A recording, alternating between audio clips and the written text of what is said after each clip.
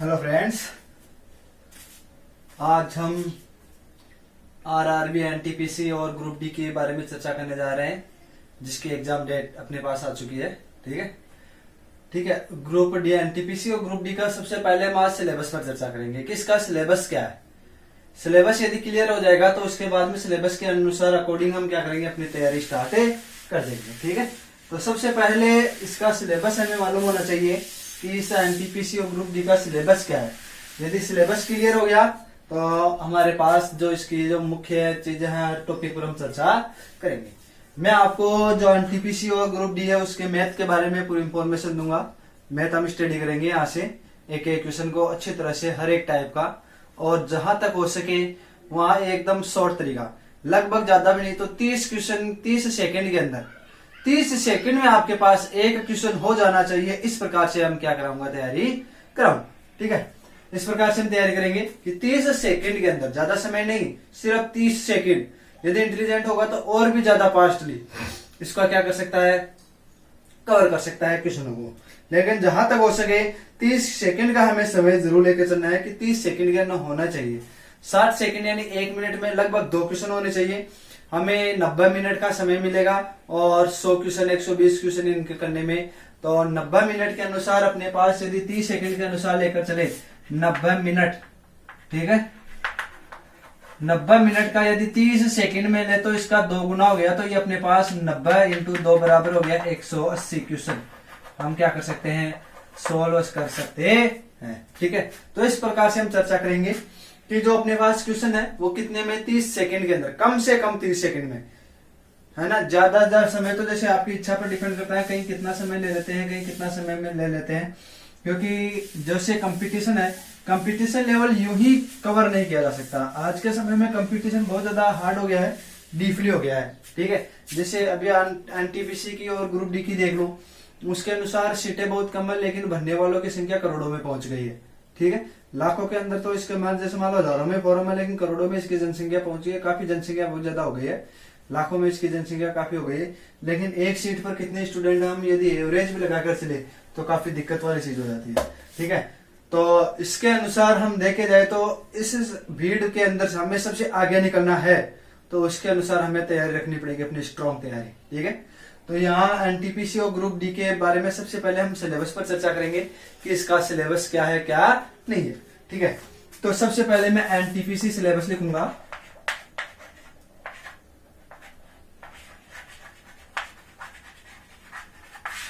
NTPC है, थोड़ी सी देखो लेख में थोड़ी सी ज्यादा दिक्कत नहीं आएगी, लेकिन हो जाएगा।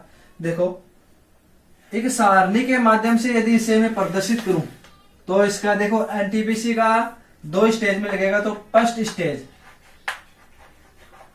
ये इसका फर्स्ट स्टेज के अंदर हो जाएगा। ठीक है। यानी एनटीपीसी का जो हमारे यहाँ 2 टाइप से 2 पेपर लगेंगे उसके। तो पहला और दूसरा पेपर कौन कौन सा है, ग्रुप डी का हालांकि एक ही लगेगा। ग्रुप डी का जो पेपर होगा अपने पास एक ही होगा, लेकिन इसका 2 होगा। ठीक है। तो यहां से समय, पहले तो मैं लिख देता हूं यहाँ टाइम। टाइम आपको जो मिलेगा वो मिलेगी 90 मिनट। ठीक है। एवरेज औसत लेकर चलेंगे, कितने मिनट मिलेगी आपको, 90 मिनट समय मिलेगा, 90 मिनट। ठीक है। यानी 90 मिनट के अंदर आपको जो इसके क्वेश्चन है, 100 क्वेश्चन आएंगे, वो आपको कंप्लीट करने हैं। और इसके अंदर पहले आएगी जनरल अवेयरनेस, यानी सामान्य जानकारी, जनरल अवेयरनेस। इसके अपने पास क्वेश्चन आएंगे वो 40 क्वेश्चन आएंगे। ठीक है। 40 क्वेश्चन, तो 40 क्वेश्चन आएंगे। ठीक है। तो यदि यहां से हम देखो, अभी औसत भी लेकर चलेंगे, किस हिसाब से करना है वो प्रत्येक चीज बताऊंगा। मैथमेटिक्स,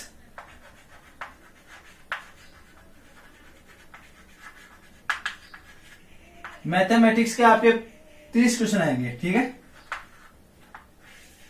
इसके बाद में आएगा general intelligence and reasoning,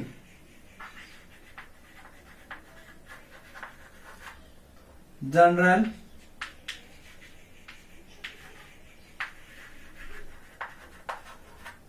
and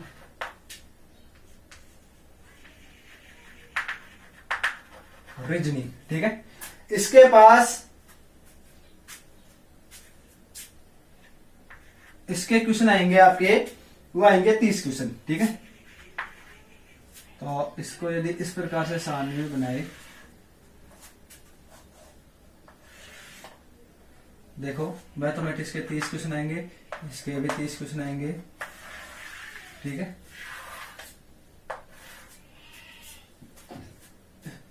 sorry, general awareness के 40 क्वेश्चन है, ठीक है। इसके 30 क्वेश्चन है और इसके भी 30 क्वेश्चन। कितने पार्ट हो गए? 3 पार्ट हो गए, ठीक है। टोटल क्वेश्चन हो जाएंगे वो क्वेश्चन टोटल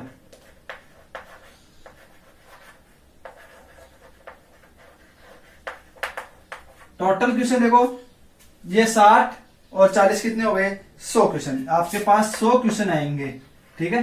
कितनी मिनट आएगी? 90 मिनट आएगी। यानी एक क्वेश्चन के लिए आपके पास 1 मिनट भी नहीं है। इस प्रकार से देख लो, लेकर चलेंगे। जनरल अवेयरनेस से जनरल साइंस के अनुसार हम देखें, देखो 40 क्वेश्चन है, तो जनरल का यानी क्वेश्चन पढ़ना है और उसका तुरंत आंसर देना है। तो ये अधिकतर आप 10 मिनट में कवरेज कर सकते हो, ठीक है। मैथमेटिक्स यहां यदि 30 सेकंड के अनुसार करो तो 15 मिनट के अनुसार ये क्वेश्चन, ये 10 मिनट में ये हो गया। रीजनिंग इसके अंदर 30 है तो 15 इसमें मान लो आप, ठीक है। पीछे टोटल बच गया कितना? 15 15 30 40 मिनट हो गया। फिर भी अपने पास पीछे कितने मिनट बच जाते हैं? 50 मिनट बच जाते हैं, ठीक है। तो हम चाहे तो इजीली इस क्वेश्चन को, इनको क्या कर सकते हैं, हम कवर कर सकते हैं। कई क्वेश्चनों में हो सकता है आपको समय लग जाए, तो पीछे काफी समय बच जाता है। यदि सही प्रकार से देखा जाए तो हमारे पास पीछे काफी समय बच जाता है और हम उस समय का सदुपयोग करें।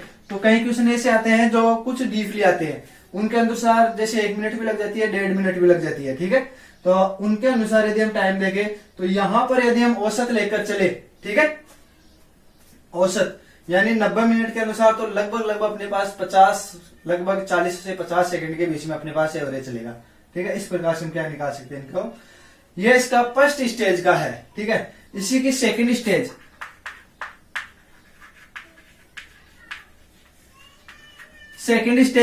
सेकंड स्टेज में सेम वही रहेगा, यानी जो पैटर्न है यही पैटर्न रहेगा। इस पैटर्न के अनुसार आपको क्या दिया हुआ है, क्या नहीं दिया हुआ, उस पर हम क्या करेंगे, चर्चा करेंगे। देखो सेकंड स्टेज के अंदर वही आपके पास 90 मिनट का समय रहेगा, ठीक है। ये क्वेश्चन यहाँ पर 50 हो जाएंगे, 50 क्वेश्चन हो जाएंगे जनरल अवेयरनेस के। मैथमेटिक्स के भी आपके पास 35 क्वेश्चन हो जाएंगे और इसके भी कितने हो जाएंगे, 35। तो देखो 5 यहां बढ़ गए, 5 10 ये बढ़ गए, 20 बढ़ गए, तो टोटल कितना हो गया, 120। तो सेकंड पेपर यानी फर्स्ट पेपर के अनुसार तो एग्जामिनर क्या करेगा, हर को लेने की कोशिश करेगा। सेकंड के अनुसार क्रीम लेगा, यानी क्रीम से चाटने की कोशिश करेगा, कचरा नहीं लेगा। तो यहाँ आपको क्रीम बनना है, कचरा बनना है, वो आप पर डिपेंड करता है। यदि सही प्रकार से आप इस पर मेहनत करते हुए आगे बढ़ोगे तो इसको कवर कर पाओगे, ठीक है। अब देखो ये तो है इसका। अब इसी प्रकार से आपके पास ग्रुप डी का भी है। इसके अंदर ग्रुप डी के अंदर देखो मैथमेटिक्स के है 25 क्वेश्चन है, जनरल इंटेलिजेंस या रीजनिंग के यहाँ पर भी 30 क्वेश्चन है, जनरल अवेयरनेस के आपके पास यहाँ इसने 20 करंट अफेयर दोनों है 20 क्वेश्चन टोटल, और इसके अंदर एक चीज और जोड़ दिया, जनरल साइंस, ठीक है। तो ये तो आपका एनटीपीसी का ही है। अब इसके बाद में हम ग्रुप डी का, फिर बाद में इनका जो मुख्य चीजें हैं वो लिखाऊंगा रीजनिंग की, और जो अपने पास मैथ का है वो सिलेबस लिखाऊंगा। इसको आप यूज करके आप उतार लेना वीडियो को।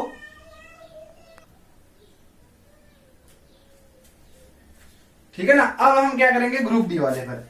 ग्रुप डी के अंदर आपके पास सिलेबस में क्या क्या चीज है, देखो यहां एनटीपीसी का कोर्स था, सिलेबस था, ठीक है। अब लगाएंगे किसका, ग्रुप डी का। देखो जनरल ये इनको मैं मिटा लेता हूं, कैसे कुछ ही चेंज होंगे, वो ज्यादा बहुत चेंज नहीं है। तो देख लगभग इसके अंदर देखो 4 है ना, तो 4 के अनुसार इसको पूरे को मिटाना पड़ेगा लगता है ऐसे, ठीक है। यहां पर इसको क्लियर कर देता हूं मैं। इसके बाद में जो अपने उसके ग्रुप डी वाला है उस पर हम चर्चा करेंगे, ग्रुप डी का सिलेबस कौन सा होगा। हम यहाँ मैथ के बारे में अच्छी तरह से प्रत्येक चीज की कैलकुलेशन करेंगे, हर एक क्वेश्चन को अच्छी प्रकार से एकदम सटीक जानकारी के आधार पर इसको सरल करने की कोशिश करेंगे कि किस प्रकार से हम क्वेश्चनों को कर सकते हैं, ठीक है। तो उसके ऊपर हम चर्चा करेंगे। देखो अब यहाँ ग्रुप डी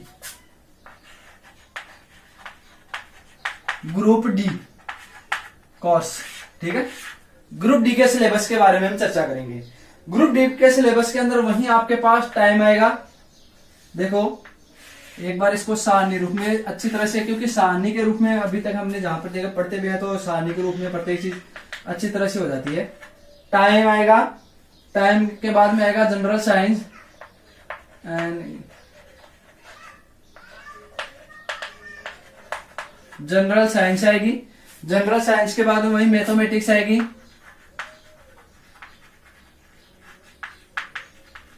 मैथमेटिक्स हो जाएगी।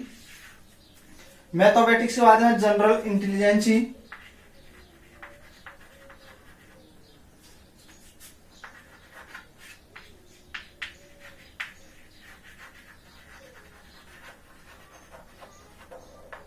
General intelligence and reasoning.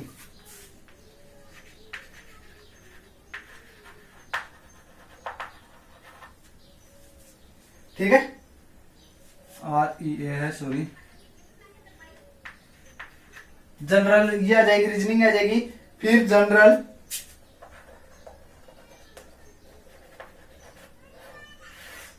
Awareness,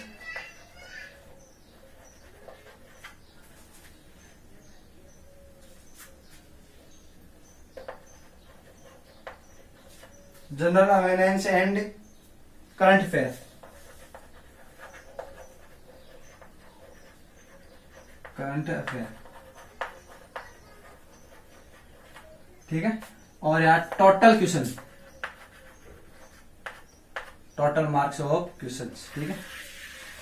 देखो वही समय इसके अंदर भी 90 मिनट का होगा। जनरल साइंस के 25 क्वेश्चन होंगे, ठीक है। मैथमेटिक्स के 25 क्वेश्चन होंगे, ज्यादा नहीं है इसके अंदर। और रीजनिंग के 30 क्वेश्चन है। करंट अफेयर और इसके आपके पास 20 क्वेश्चन आएंगे। कुल मिलाकर देखो कितने हो गए, 25, 50 से 50, ये टोटल क्वेश्चन कितने हो गए आपके पास, 100 क्वेश्चन हो गए। तो वही एवरेज लेकर चले तो वही है, 1 मिनट का एक समय के अनुसार आपके पास चलेगा, ठीक है। और इसके अनुसार ज्यादा वैसे डीपली कुछ नहीं है, ठीक है। देखो इसके बाद में यानी जनरल साइंस के 25 या टोटल 100 क्वेश्चन हो गए। तो 1 मिनट का एक क्वेश्चन तो 90 मिनट ही होगी। फिर भी आपके पास कितने क्वेश्चन लेफ्ट हो जाएंगे, 10 क्वेश्चन छूट जाएंगे। तो हमें तो एक क्वेश्चन ही नहीं छोड़ना, अटेंड हर क्वेश्चन करना है, ठीक है। हाँ वो जरूर है, इसमें माइनस मार्किंग है तो गलत वाले हमें नहीं करना है। यदि माइनस मार्किंग करेंगे तो हमें ही नुकसान होने वाला है, किसी और को नहीं होने वाला है, ठीक है। और को तो प्रॉफिट ही होगा, क्योंकि नहीं करेगा तो उसको तो प्रॉफिट ही होगा। हम नहीं कर रहे हैं तो नुकसान तो हमारा ही है। तो हमें तो वो क्वेश्चन अटेंड करने हैं जो आ रहे हैं, और कोशिश यही होनी चाहिए कि हमारे सभी क्वेश्चन कंप्लीटली तैयार हो, ठीक है। इस प्रकार से तैयारी करनी है कि हमें तो क्या करना है, सिलेक्शन लेना ही है। क्योंकि देखो कई लड़के ऐसे सोचते हैं कि इसके अनुसार तो अरे इतनी तो सीटें हैं, इतनी सीटें हैं, इतने इंटेलिजेंट लड़के हैं, पता नहीं कैसे पढ़ाई कर रहे होंगे, कैसे नहीं कर रहे होंगे। उनकी बात नहीं करनी है आपको, उनके बारे में सोचना भी नहीं है, 1% भी नहीं सोचना है। क्यों? क्योंकि देखो यदि जहां तक हम देखें हमारे पास कितना समय है, वो देखो हमारे पास काफी अच्छा समय है, अभी 3 महीने लगभग है। 3 महीने अच्छा समय है और हमें सिर्फ एक सीट चाहिए। हमें एक सीट के लिए तैयारी करनी है, न कि जो बाकी के उनका हमें क्या लेना देना।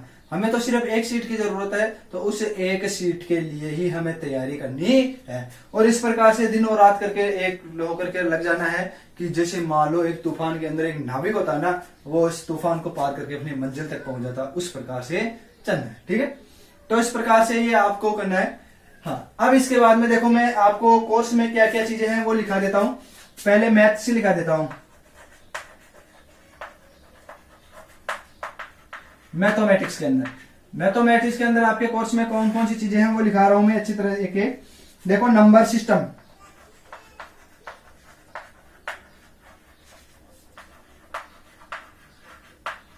एक तो आपके नंबर सिस्टम चलेगा, इसके बाद में डेसिमल चलेंगे,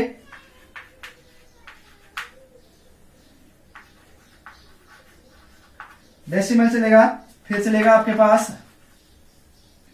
फ्रैक्शन, ठीक है। फ्रैक्शन के बाद में एलसीएम यानी लघुत्तम समापवर्तय, एचसीएफ महत्तम समापवर्तय, उसके बाद में रेडिएशन एंड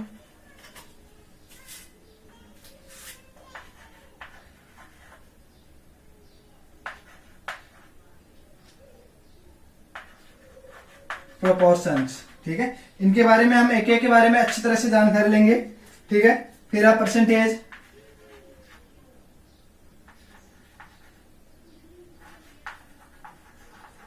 परसेंटेज है, फिर है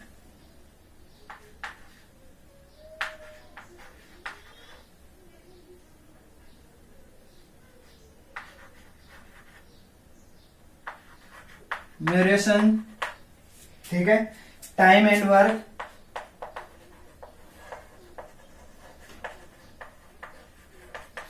टाइम एंड वर्क आएगा।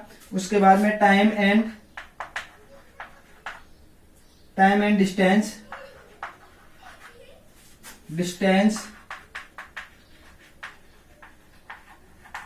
टाइम एंड डिस्टेंस, फिर सिंपल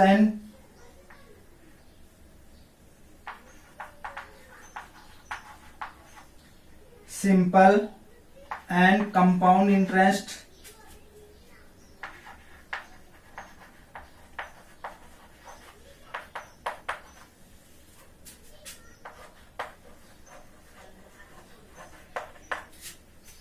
प्रॉफिट एंड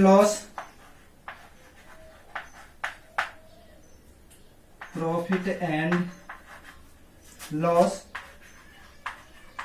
लाभ और हानि है, एलिमेंट्री एलजेब्रा,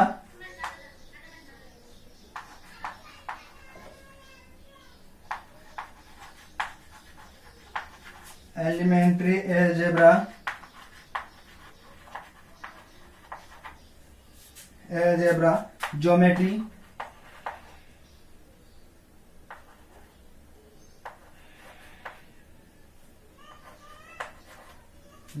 एंड ट्रिग्नोमेट्रिक,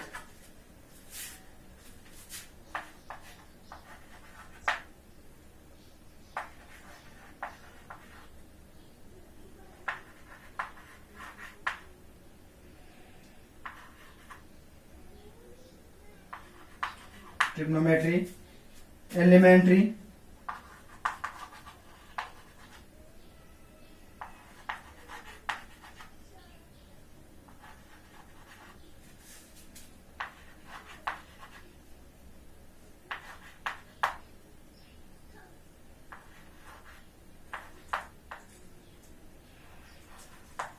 आदि। ठीक है, यानी ये आपके सिलेबस के अंदर है। ठीक है, ये सिलेबस है आपके एनटीपीसी का। ठीक है, एनटीपीसी का सिलेबस है। इसके अंदर एनटीपीसी के जो दोनों है, स्टेज 1 और स्टेज 2 का, स्टेज 1 एंड 2, यानी दोनों का सेम सिलेबस है मैथमेटिक्स के अंदर। ठीक है, और ग्रुप डी का भी इसमें यही है, बस लगभग 2 या 3 टॉपिक एक्स्ट्रा है। वो 2-3 टॉपिक कौन से एक्स्ट्रा है वही बता रहा हूं। एनटीपीसी में तो ये है, एक बार ऊपर से मैं मिटा देता हूं, ठीक है, ताकि दोनों का लिख देंगे तो कंपेयर करके अपने पास दोनों का हो जाएगा। ये एनटीपीसी का है। और देखो ग्रुप डी का भी हमारे पास सेम यही चलने वाला है, यानी सभी टॉपिक यही है। इसके अनुसार कुछ टॉपिक ऐसे है, कुछ टॉपिक कौन से है देखो, ग्रुप डी के मैथ्स के, ग्रुप डी के मैथ्स के कुछ है, ये तो है ही। इसके अंदर देखो एनटीपीसी ये आएगा प्लस, यानी एनटीपीसी का जो पूरा है पूरा का पूरा आएगा। इसके बाद में बोडोमास का सिद्धांत है, बोडमास का सिद्धांत है। ठीक है, एलजेब्रा है, एलजेब्रा है। इसके बाद में स्क्वायर रूट है,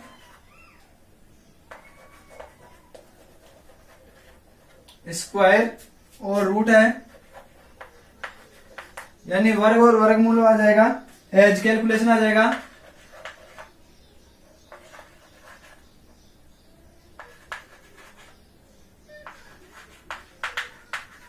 एज कैलकुलेशन आ जाएगा।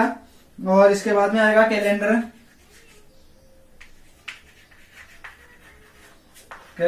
एंड आ जाएगा क्लॉक। ठीक है, पिप्स एंड सिस्टम, पिप्स एंड सिस्टम आएगा ये ETC। ठीक है, यानी जो आपके ग्रुप डी यानी एनटीपीसी का सिलेबस तो होगा ही, उसके अनुसार ये हो रहा इतना जो और आ जाएगा। और ये देखो इसके अंदर वैसे कोई दिक्कत वाली चीज नहीं है। बोडोमास, एलजेब्रा, स्क्वायर रूट, कुछ 2-3 टॉपिक और है, वही जोड़ दिया है और पूरी मैथ यही है। यानी ये सिर्फ एनटीपीसी के लिए फर्स्ट और सेकंड स्टेज के लिए है, और साथ में यहाँ ग्रुप डी के लिए आपको इतनी और कुछ दे दिया, उसके अलावा और कुछ नहीं दिया है, इतना दे दिया। इसका मतलब यही है। अब देखो ग्रुप डी के इसमें क्या है, अब आप देखोगे कि सर ग्रुप डी का तो सिलेबस बड़ा है एनटीपीसी के बजाय, और तो इसके अंदर पेपर भी तो 2 है, इसके अंदर एक पेपर है, तो इसके अंदर 4 टॉपिक और जोड़ दिए, तो एक्स्ट्रा कुछ क्या हो गया, कुछ नहीं हुआ। तो इस प्रकार से ये अपने पास पूरा का पूरा सिलेबस लेगा, ठीक है। इसके जो अपना सिलेबस है, इसके प्रत्येक एक एक चीजों के बारे में हम अध्ययन करेंगे अच्छी तरह से, मैथ के बारे में। अब देखो इसके बाद में मैं रीजनिंग का वो लिखवा देता हूँ, दोनों का रीजनिंग का लगभग लगभग सेम है, ठीक है, कुछ भी चेंज नहीं है, ठीक है। तो उसके बारे में वो लिखा देता हूँ, तो आप इसको यूज करके उतार लेना, ठीक है। मैं मिटा देता हूँ। अब हम जो चेंज देखेंगे वो है अपने पास रीजनिंग, दोनों के लिए आएगी ग्रुप डी और सेम दोनों के लिए आएगी रीजनिंग, तो दोनों के लिए ही लिखा रहा हूं मैं रीजनिंग की, है ना। तो रीजनिंग का वो लिखवा देता हूं, जिससे क्या अपना सिलेबस लगभग लगभग कवर होता जाएगा, ठीक है। रीजनिंग के अंदर देखो कौन कौन से टॉपिक्स है आपके,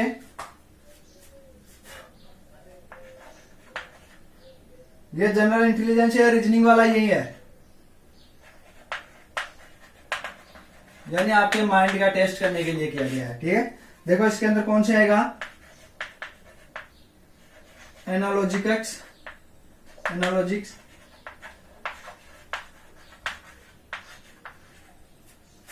कंप्लेशन, ठीक है, ऑफ नंबर्स,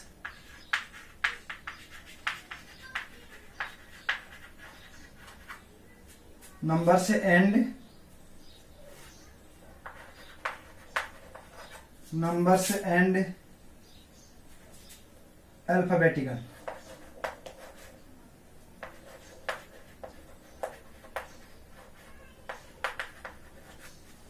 ठीक है, सीरीज,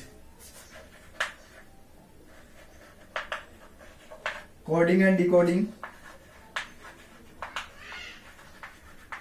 कोडिंग एंड डिकोडिंग। इसके बाद में है mathematical, mathematical operation,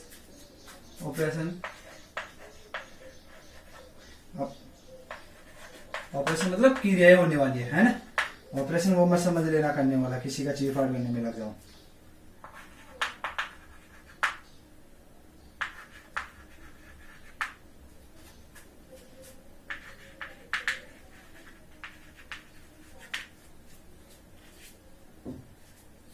and difference, ठीक है, इनके अंदर अंतर, रिलेशंस,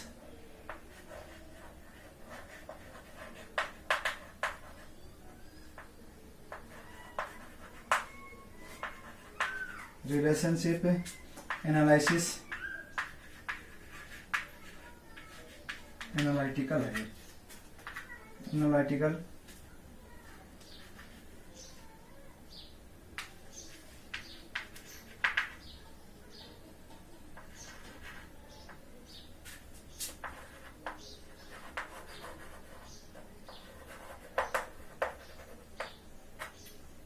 फिर है थंबिंग,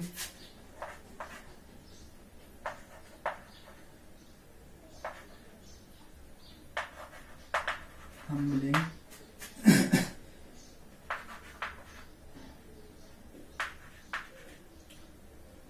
वेन डायग्राम,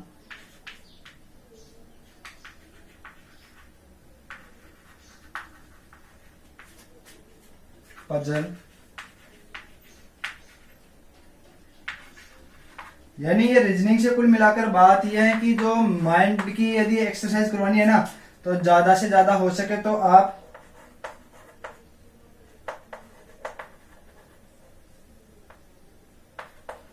मैथ और रीजनिंग को सरल करो, यही है।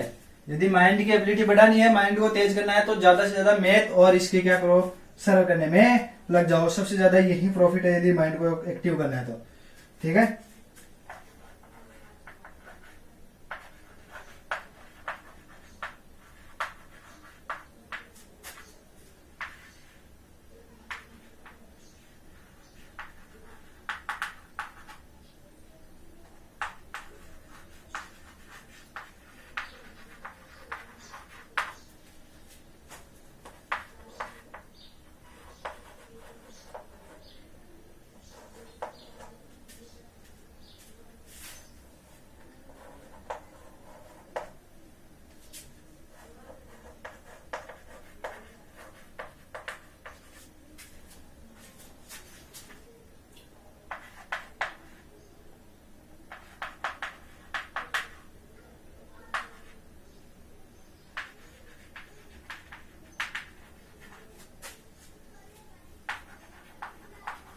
मेकिंग मैप्स, और लास्ट टॉपिक है इंटरप्रेशन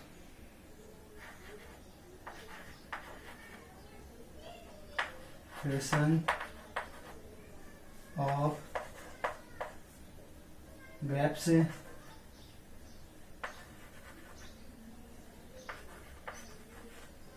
एपीसी। ठीक है, इस प्रकार से ये अपना सिलेबस है, ये रीजनिंग का है। ठीक है, ये रीजनिंग का है, इसके पहले मैथ और ये लिखा दी, इनके ऊपर हम मैथ के ऊपर और रीजनिंग के ऊपर चर्चा करेंगे। लगभग 1.5 या 2 महीने की मैथ और रीजनिंग ये लगभग हो जाएगी। ठीक है, तो बहुत अच्छा छोटा कोर्स है, ज्यादा लंबा नहीं है, लगभग अपने बहुत अच्छे शॉर्ट में हो जाएगा, ज्यादा दिक्कत वाला नहीं है। क्योंकि जहां पर भी आपको दिक्कत आएगी आप मेरे को कमेंट करके जरूर बताओगे कि सर यहाँ लगी अच्छी या अच्छा जो भी आपको लगा या नहीं लगा। हर प्रकार का मेथड यूज करने की कोशिश करेंगे और हो सके तो शॉर्ट से शॉर्ट मेथड लेंगे। और बात यही है, कंपटीशन के अंदर यही होता है कि शॉर्ट से शॉर्ट मेथड लेकर चलो और जल्दी से क्वेश्चनों को सरल कर दो। क्योंकि अपने पास लंबा यदि मेथड लोगे तो इतना समय नहीं है आपके पास, ठीक है, कि हम लंबे मेथड से इन क्वेश्चनों को कर सके। ठीक है, तो आप अपनी तैयार रखना। आज ये अपने पास ये अपना सिलेबस का यही हो जाएगा। क्योंकि अब जब कल हम एक नई क्लास, एक मैथ का नया टॉपिक लेंगे जो दोनों में हो, और वहीं से हम क्या करेंगे, एक प्रश्नावली को शुरू करेंगे। ठीक है, आज के लिए इतना ही काफी है। जय हिंद, जय भारत, धन्यवाद।